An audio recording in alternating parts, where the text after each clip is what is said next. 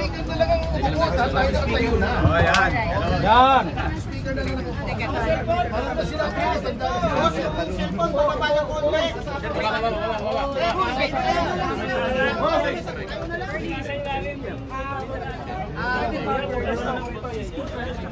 Ako, napagyo na lang. Ay, tayo na lang po.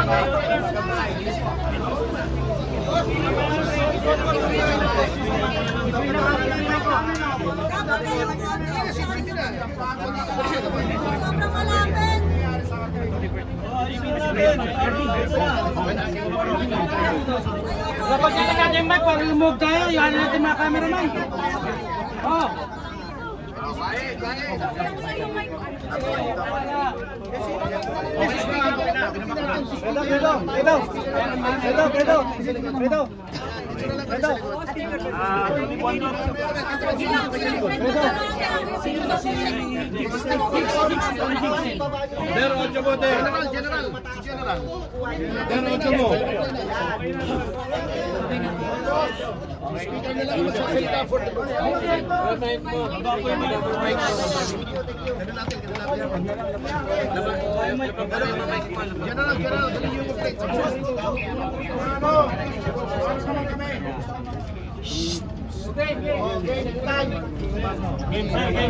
Okay, sige. Ano pagkamatay? Ano po yung kinayan natin ngayon sa Ombudsman?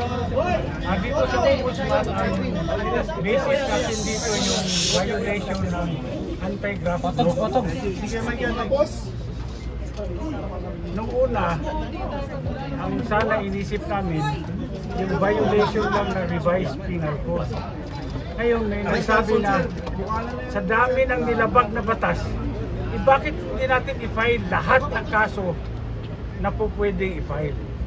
Kaya napagdesisyonan ng grupo na pumunta rin dito sa office ng Ombudsman upang i-file yung mga kaso na nilabag nila sa anti-graft law. Ano unit exactly, sir? I think section 3E. Pwede pa natin mabanggit kung ano-ano po yung mga kaso po na sinampagunan? Yung una, syempre, yung falsification ng legislative document. Dito naman sa Ombudsman, yung violation ng Section 3E kung saan ay sinasabi na kung merong kang ginawa na dihado yung gobyerno, no, at nawalan yung gobyerno, ay po pwede kang kasuhan. Ano ba yung ginawa nilang pagpadala? Ano yung ugat nito, sir? Yung pagsingit ng imagine 241 billion pesos. Ang laking halaga yan. Hindi mo pwedeng sabihin na typographical error yan na kinurek ng technical working group. Mahirap po, ang laki ng amount involved. Ito ba yung mga blanks? Opo, yan yun. Binilang niyo po yun, parang kinumpit niya lahat. Marami yung blanco na yun. Ngayon, nung tinignan namin ano yung mga nilagay nila doon sa blanco, tinotal namin, umabot sa 241 billion. Sir, bakit po 12 yung counts ng falsification of legislative documents? Palagay ko, mas magandang sagutin ni Atty. Topacio yan kasi siya naman yung lead counsel. Well, kaya po, 12 counts yan, ay 12 times po nilang pinunuan yung mga blanks. Yun po ang inapprove ng BICAM ay 0, nakalagay 0. Dapat po yun pagdating sa Pangulo, 0 din. Hindi pwedeng palitan yun unless may typographical error, maling spelling, maling formatting, or misspelling. Yun lang po ang kailangan o wrong grammar. Hindi po pwedeng ilagay yung 0. Gawin mong 90 billion or 80 billion o kahit 10,000 pesos po. Hindi nyo pwedeng gawin yun kahit piso nga eh. Basta 0. So 12 times po naming nabilang na meron pong ganong insertion, yung singit. Oo. Ibig po sabihin si Speaker Romualdez ay mahilig sa singit. Sir, sino po pala yung respondents dito? Sino exactly po? Ito po, siyempre si Speaker Romualdez, because siya po ang head ng House of Representatives.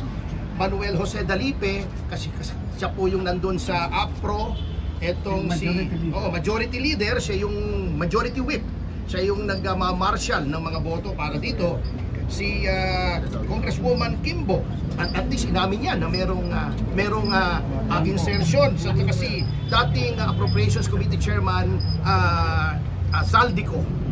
At saka may mga kasama po dyan na hindi pa namin na-identify na palagay namin ay kasama sa technical working group acting under the instructions of the named respondents. So, Yung mga staff? Opo, Sasama sa syempre, reklamo? opo. Kahit inutusan lang sila.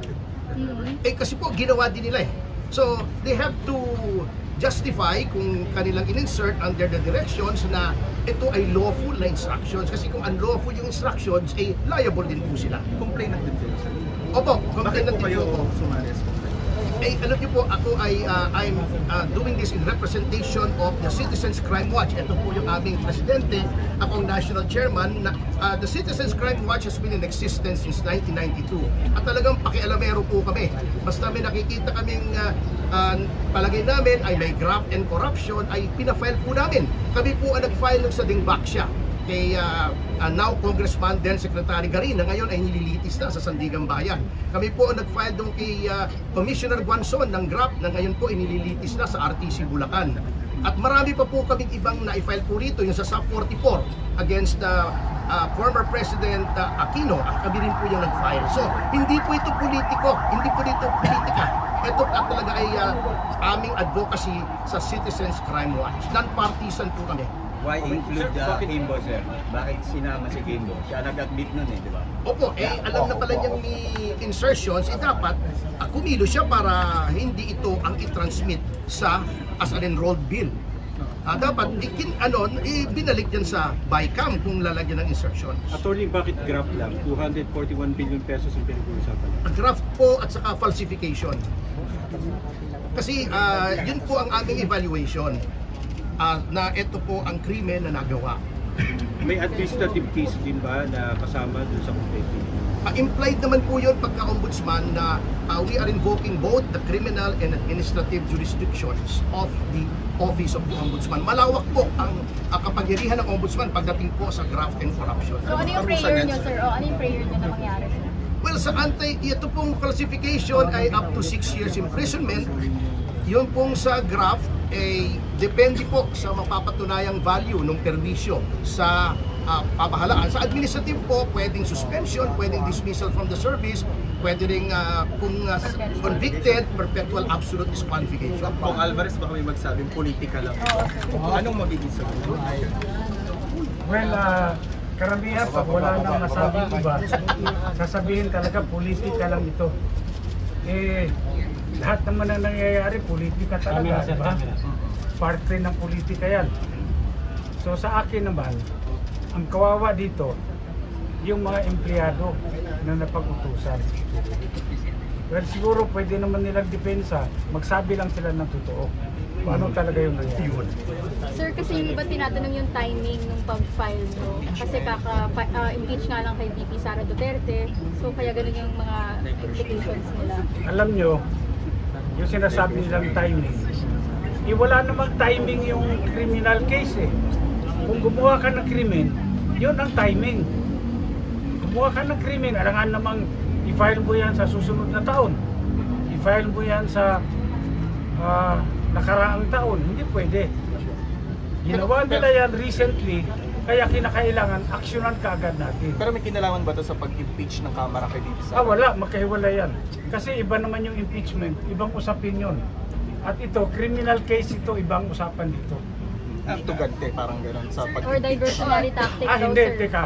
Yung sinasabi nilang diversionary tactic, at tingnan nyo ito. Sino nag-divert? Alin ang nauna?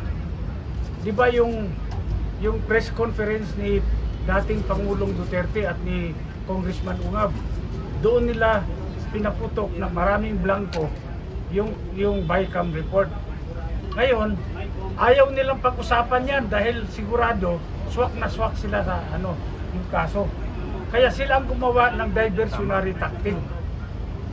Gumawa sila ng issue na matatabunan itong iskandalo sa budget ng 2025. Kinonsult nyo ba si dating Pangulong Duterte dito sa pag-file nyo ng reklamo? Hindi nga kami nagkausap, hindi kami nagkita dahil from Tagum City, dumiretso na ako dito sa Manila. para i-file yung kaso. Speaker, with your kind permission, pwede ko pang dagdagan?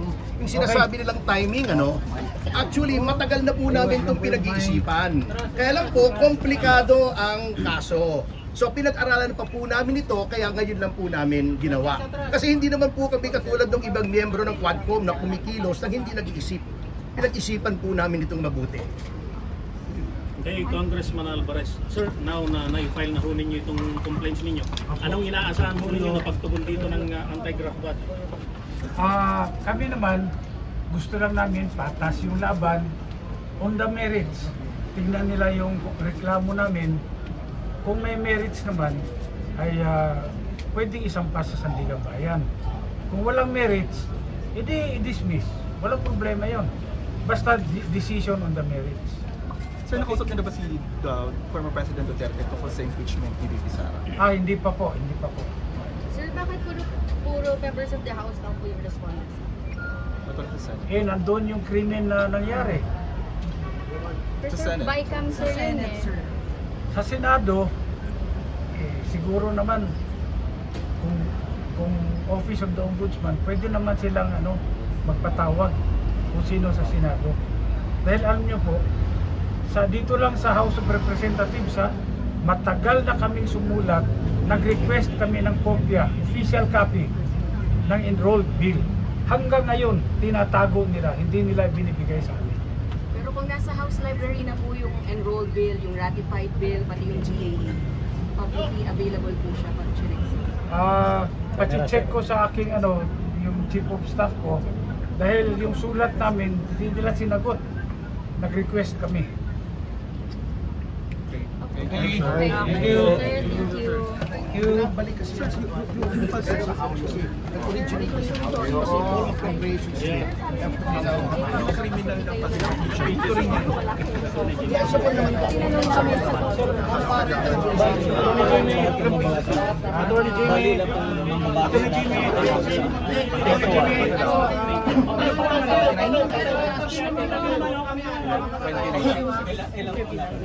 Si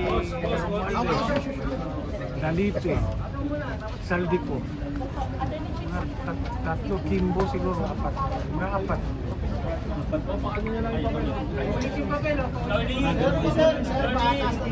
May John Doe, tsaka Jane Doe. Pati yung mga technical staff. Ilan po lahat? Kasi baka sabihin nila, sumunod na sila doon sa... Hindi, yun ang magiging depensa nila pag tinatawag sila ng gusto. Marami yan. Technical working group, marami yan. Nasa kayo, sir? Nagboto ka ng... Nasa probinsya.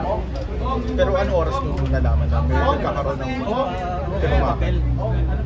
Anong oras? Nalaman niyo ba na nagkakaroon?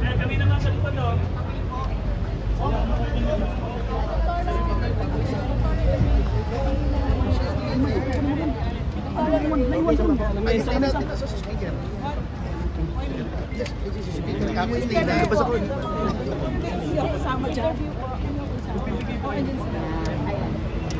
Stay na natin sa speaker. Ako na po natawag.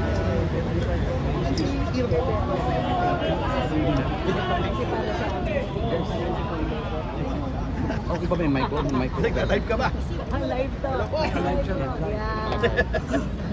Ay, si Attorney Jimmy. Ayan, si Dito pa siya. Question. I'll ask her. Okay. What will happen if we do not file this? What do you foresee will happen to the Filipino people, to our country, if this case is not filed? Well, kaya nga po namin inihain ito sapagkat harap po sa amin ni Attorney Jimmy, General, ni Jigs Magpantay, this is not just a crime as defined in the revised penal code and RA 3019. This is a crime against the Filipino people dahil sa laki ng amount involved, 241 billion. The ordinary Filipino cannot even begin to wrap their heads around that kind of figure na isisingit mo. Grabe naman yon. Ngayon lang sa pagkakaalam ko na nagkaroon ng ganito. Usually ang insertion, wala sa BICAM, nilalagyan pero may fixed amount.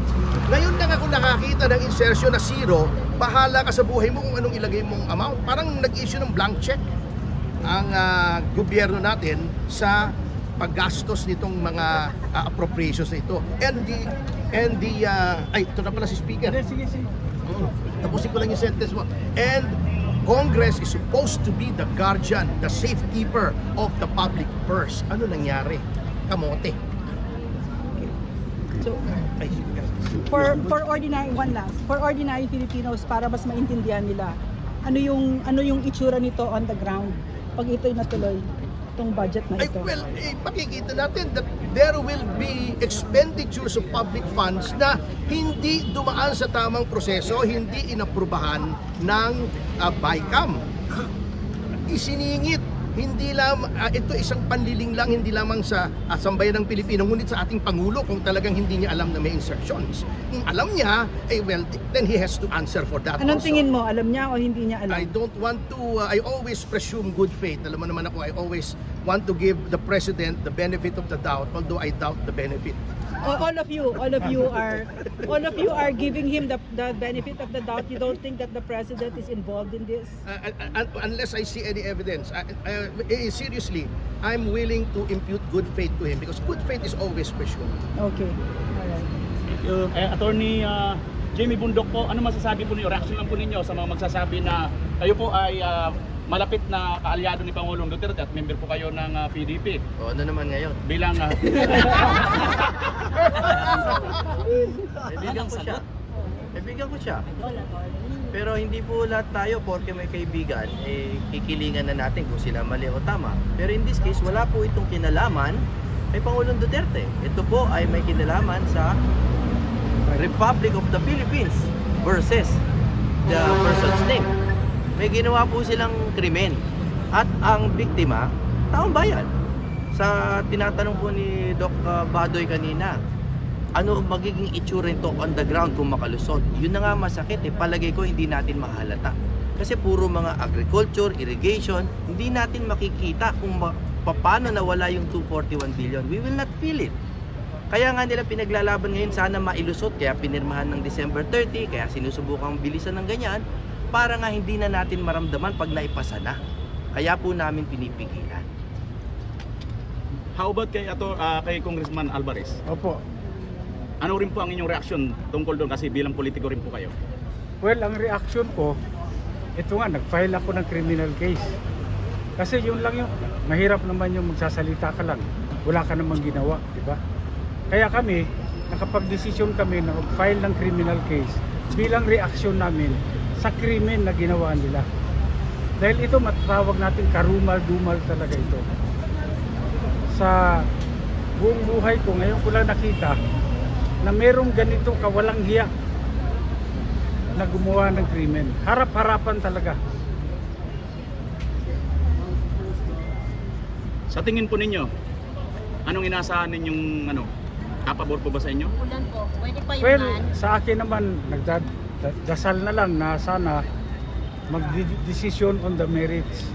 No, yung mga gobyerno na merong jurisdiction dito. Decision on the merits lang, okay na tayo doon. Malaki po ang tiwala namin sa ombudsman na patas itong didinggin kaso na to. And hindi po in favor of any side but in favor of what is right and in favor of the Philippine people. Naniniwala po kami sa ombudsman.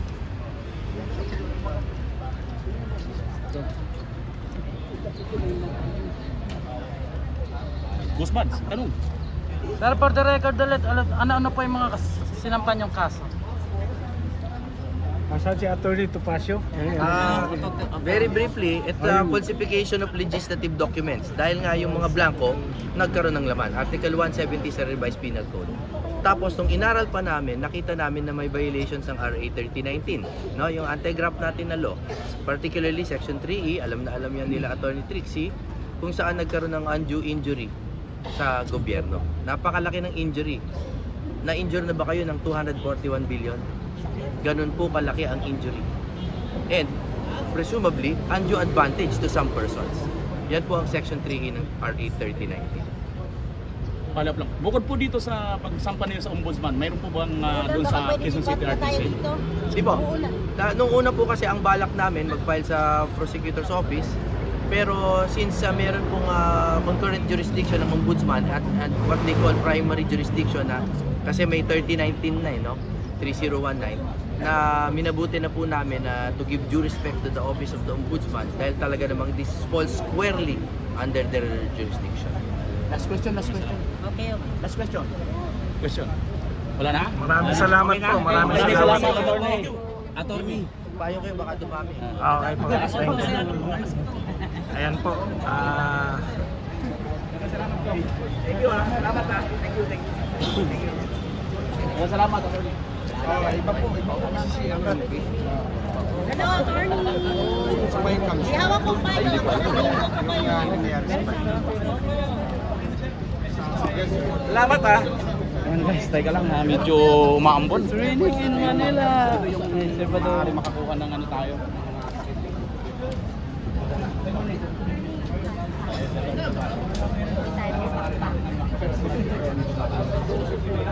tayo.